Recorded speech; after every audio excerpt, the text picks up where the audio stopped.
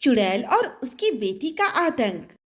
एक समय की बात है, भारत के एक छोटे से गांव में एक डरावनी घटना ने हर किसी को सहमा दिया था।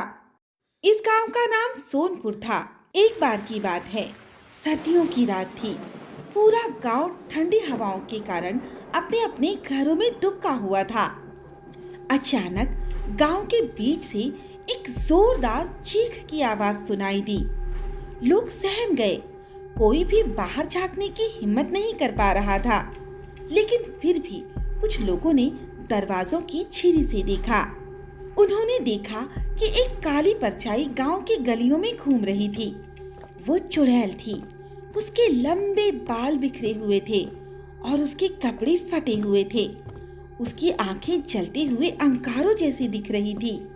उसके पीछे एक छोटी लड़की चल रही थी, जो उसकी बेटी थी।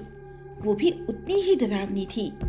दोनों माँ बेटी गांव के हर कोने में घूम रही थी, जैसे किसी को ढूंढ रही हो। इसी गांव में एक लड़का था जिसका नाम अर्जुन था। अर्जुन बहादुर और निडर था। उसने ठान लिया कि वो इस आतंक का अंत करेगा। अर्जुन के दादा ने उसे बताया था कि चुड़ैल को हराने के लिए उसे अपनी जादू का इस्तेमाल करना होगा।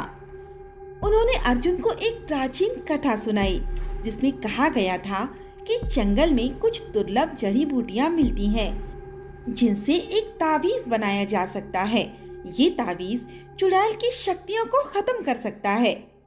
अर्जुन ने अपनी योजना बनाई।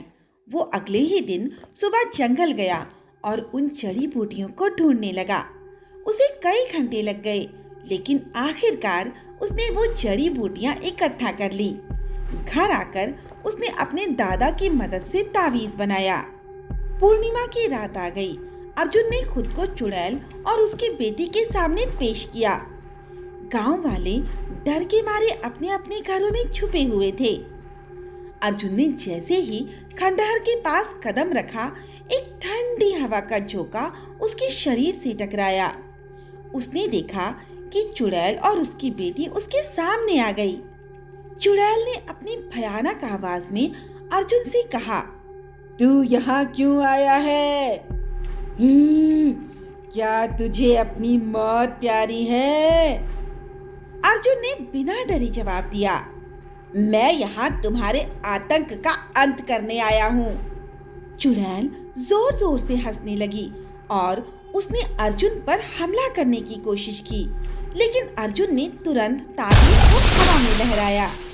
तावीज से तेज रोशनी निकली, जिसने चुड़ैल और उसकी बेटी को घेर लिया। वे जोर जोर से चीखने लगी। उसकी आवाज इतनी भयानक थी कि गांव वालों के रोंगटे खड़े हो गए। अर्जुन ने मंत्रोच्चारण करना शुरू किया, जो उसके दादा ने उसे सिखाया था। धीरे धीरे चुड़ैल और उसकी बेटी की चीखें कम होती गई। कुछ ही देर में वो धुएं में बदलकर गायब हो गईं। उस रात के बाद गांव में फिर कभी चुड़ैल और उसकी बेटी का आतंक नहीं देखा गया। गांव वाले अर्जुन की बहादुरी की तारीफ करने लगे। अर्जुन गांव का नायक बन गया।